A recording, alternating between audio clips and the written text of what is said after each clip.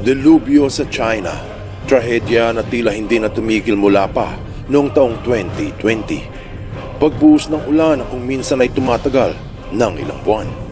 Ilang daang milyon katao ang naapektuhan, mga nawala ng tahanan at mga naiwang mahal sa buhay. Bagamat dati nang bumabaha sa bansa, pero ngayon, mas masahol pa.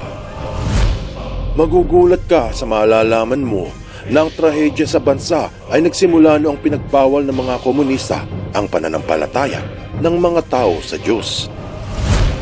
Mayroong mga naniniwala at marami din namang naghihinala. Ang tanong, totoo ba?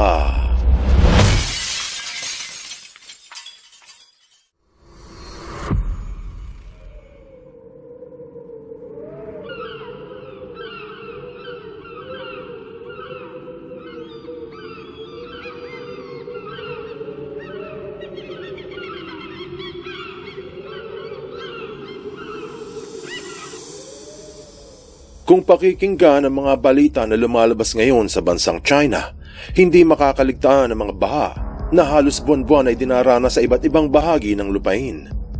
Totoo na dati nang bumabaha at dati nang may tagulan, pero ngayon tila hindi na ito tumitigil. Marami ang nagsasabi na ang mga bad news na nagaganap doon ay propaganda lamang mula sa kanluran o mga fake news. Kung ganun, alamin natin ang katotohanan mula mismo sa tagapagbalita ng mga komunista, ang Global Times.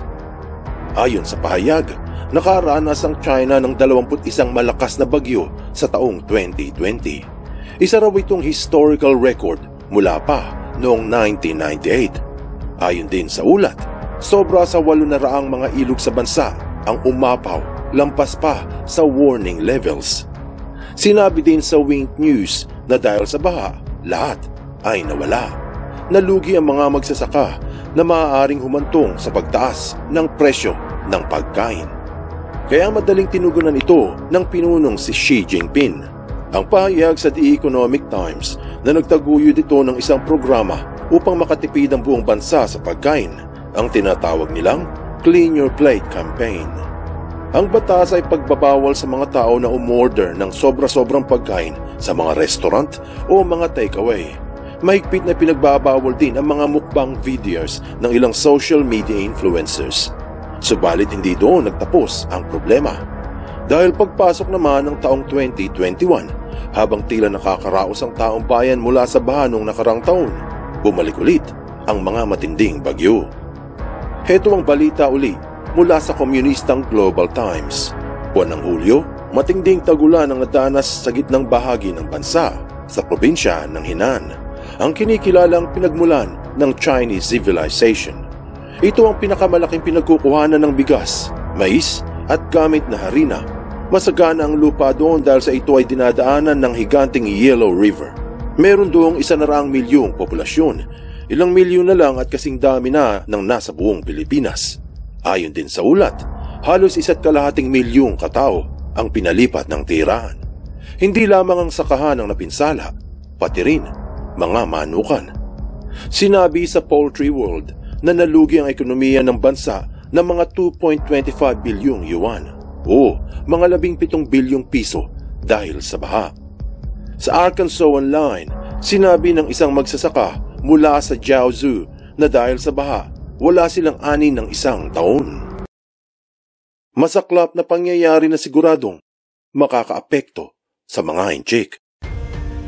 Masahol ang taong 2021 para sa mga nagsasaka na umaasa sa ani para sa kanilang kabuhayan. At masaklap din ito sa mamamayang kumukuha ng pagkain mula doon sa probinsya. Subalit hindi nila alam na ang kanilang paghihirap ay magtutuloy pa sa mga susunod na taon. Base sa Business Standard, winasak ng matinding bagyo ang mga pananim sa China na nagdulot ng kakulangan sa pagkain. Nagbabala din ang otoridad na marami pang bagyo, ulan at pagbaha na darating. Talaga namang hindi tinantanan ang kamalasan ng mga inchik dahil bukod sa mga pananim, hindi mabilang na hayop ang mamamatay.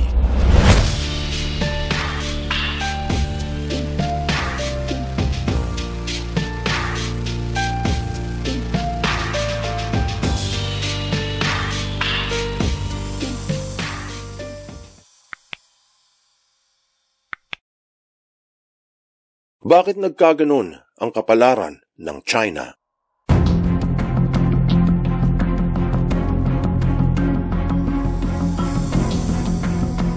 Mula pa noong taong 2020, tila hindi na tinigilan ng bagyo at baha ang bansang China. Kaya naman ang komunistang gobyerno nito ay pilit na nagtatakip sa mga kaganapan. Bakit kaya? Kung babalik sa nakaraan bago matapos ang 2022, maraming nagprotesta laban sa walang tigil na lockdown, ang White Paper Protest, at ang sinisigaw ng taong bayan ay pababain sa pwesto si Xi Jinping. Kaya napilitang ipatigil ng mga komunista ang mga lockdowns at quarantine sa buong bansa. Kaya mga bagyo at pagbaha at iba pang trahedya, lalo na kung mayroong mga namamatay, ay hindi gaano binabalita doon para hindi na muling magalit ang mamamayan at maulit ang malaking protesta at pababain sa pwesto ang kanilang pinuno. Ganun pa man, ang balita ay lalabas at lalabas, katulad ng ibinulgar noon lang 8 ng Agosto ngayong 2023. Ayon sa AP News na naitala sa Beijing ang pinakamalakas na pag-ulan sa loob ng 140 taon na nagdulot ng malalang pagbaha. Pero ayon sa ulat, 21 katao lang ang namatay. Marami ang naghihinala na ayaw sabihin ng mga komunista kung ilan talaga ang mga pumanaw sa pinakamalalang bagyo. Ano-tano pa man ang katotohanan, ang pagwasak sa mga sakahan at pagkalunod ng hindi mabilang na hayop ay patuloy pa rin hanggang ngayon. Sa Reuters ibinalita na tinamaan ng baha ang mga pananim na bigas, mais, na magdudulot ng pagtaas ng presyo ng pagkain. Ayon din sa balita, mayroon pang mga bagyo papalapit sa bansa. Sunod-sunod at tila walang tigil ang pagbaha sa ilang bahagi ng bansa. Mukhang hindi na natural o hindi karaniwan. Kadalasan ang tinatamaan ay mga pinagkukuhanan ng pagkain, mga sakahan, babuyan at manukan. Bukod dyan, bumabagyo sa ilang lugar na dati ay hindi inuulan. Siguradong mabubulabog ang iyong pagkatao kung sasabihin sa iyo na pati ang disyerto ng Taklamakan sa rehiyon ng Xinjiang na dati ay tuyo, ngayon ay binabaha rin.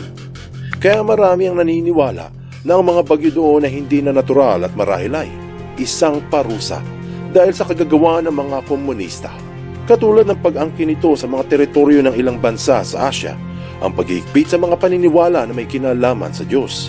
Sa makatuwid, taong 2016 noong pinagbawal sa bansa ang pagdalo ng mga bata sa mga sambahan. Bawal rin na dalhin ng mga magulang ang kanilang mga anak sa anumang pagpupulong. Taong 2017 noong pinagbawal sa lahat ng miyembro ng partido na magkaroon ng pananampalataya. Tapos taong 2018, pinagbawal din ang pagkalat ng mga pahayagan hinggil sa paniniwalang mayroong makapangyarihang lumikha.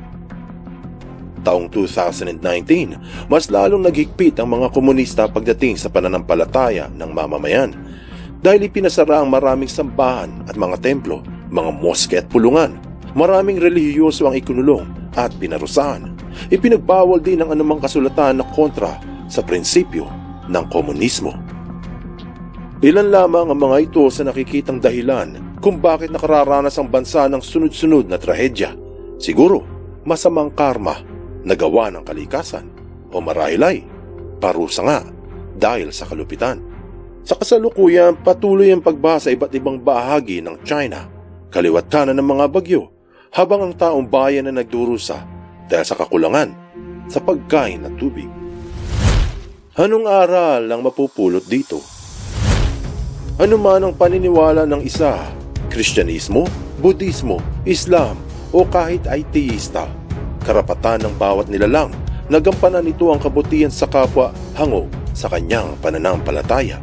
Walang gobyerno o anumang otoridad ang may karapatang pigilan ng isa na sumamba na kung ito ay may tinitingalang Diyos na makapangyarihan. Dahil kung magkakaganon, may hinaharap itong masamang kahihinatnan, isang masamang karma o hagupit ng kalikasan, o ang mas masaklap, isang matinding parusa. Buksan mo ang iyong isip at hayaang lumalim pa ng lubusan ng iyong pangunawa sa mga kasaysayang kapupulutan ng maraming aral. Tandaan, katotohanan ng susi sa tunay na kalayaan.